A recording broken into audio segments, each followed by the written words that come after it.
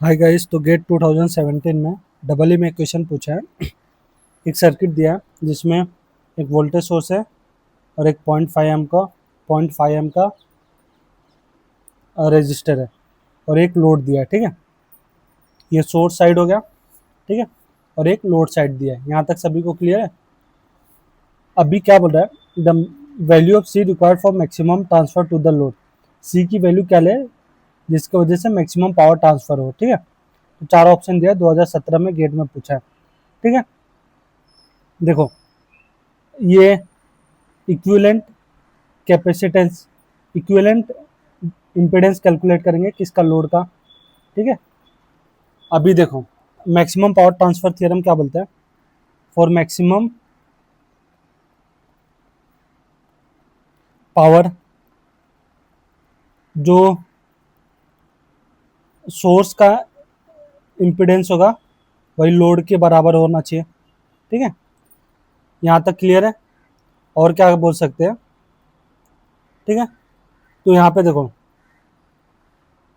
नहीं तो और क्या बोल सकते हैं, कोई भी यहाँ पे देखो सोर्स में रिएक्टिव पार्ट क्या है, नहीं है ना, तो रिएक्टिव पार्ट जीरो है। तो वही लोड में लोड का इम्पीडेंस कैलकुलेट करेंगे, लोड का इम्पीडेंस कैलकुलेट करेंगे, उसमें जो रिएक्टिव पार्ट होगा उसको क्या करेंगे, इक्वेट करेंगे जीरो से। ठीक है, रिएक्टिव पार्ट को इक्वेट करेंगे जीरो से, ये कॉन्सेप्ट है।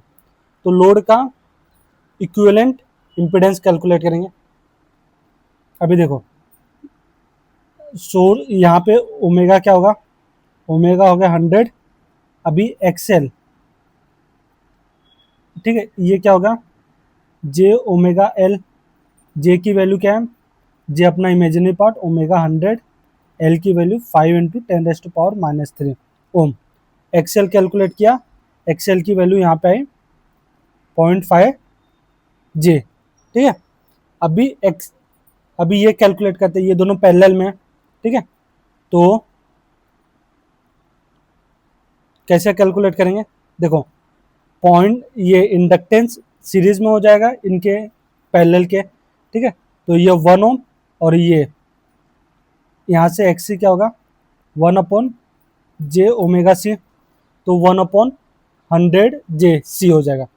ठीक है, ये पैरेलल इक्विवेलेंट कैलकुलेट किया, उसके साथ इंडक्टर सीरीज में हो गया। तो ये जेड इक्विवेलेंट किसका है, लोड का। इसमें रेजिस्टेंस पार्ट है ही नहीं, रिएक्टिव पार्ट को क्या करेंगे, इक्वेट करेंगे जीरो से। ठीक है, सिंपल फंडा। तो क्या हो जाएगा यहाँ पे 0.5 जे। यहाँ तक सभी को क्लियर है। अभी क्या करेंगे हम,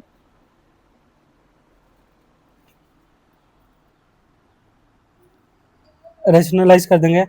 1 - 100 जे सी, नीचे क्या होगा, a² - b² हो जाएगा, 1 + 10⁻⁴ ठीक है, यहाँ तक सभी को क्लियर है।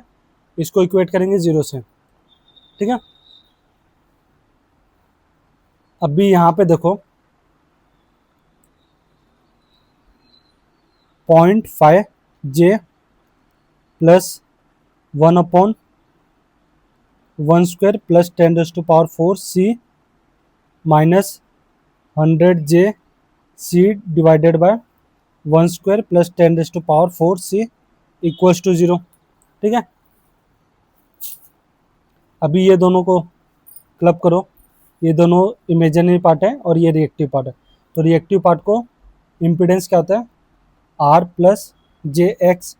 तो ये कौन सा है, आर पार्ट हो गया, ये और ये वाला क्या हो गया, एक्स हो गया। तो इसमें एक्स को क्या करेंगे, इक्वेट करेंगे जीरो से। तो 0.5 J must be equal to 100 J C divided by 1 + 10⁻⁴ यहाँ तक सभी को क्लियर हुआ। अब जे से जे कैंसिल आउट हो जाएगा, तो 0.5 इक्वल टू 1 + 10⁻⁴ इक्वल टू 100 सी। यहाँ तक सभी को क्लियर हुआ।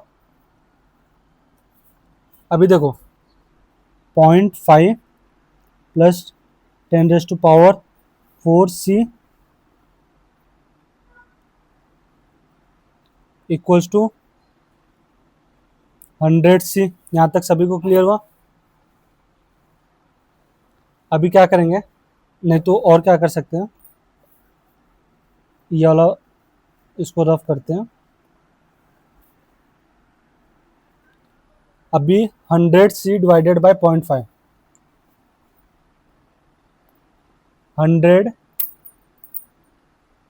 डिवाइडेड बाय 0.5 200 हो गया। 1 + 10⁴C इक्वल्स टू 200C। ठीक है, 10⁴C minus 200C minus 1 equals to 0, sorry plus 1 equals to 0। ये अपना क्वाड्रेटिक इन C बन गया। इसको क्या लिख सकते हैं, इसका स्क्वायर लिख सकते हैं। ठीक है, तो यहाँ से C की वैल्यू कैलकुलेट करेंगे, इक्वल्स टू 0 होगा। ठीक है, तो C की वैल्यू क्या हो जाएगा, 1/10⁻²। तो यहाँ से C की वैल्यू हो जाएगा 10 मिली farad. This is our final answer. Hope this is clear to all. Let me check which option is correct. 10 millifarad. Option D is correct for this question.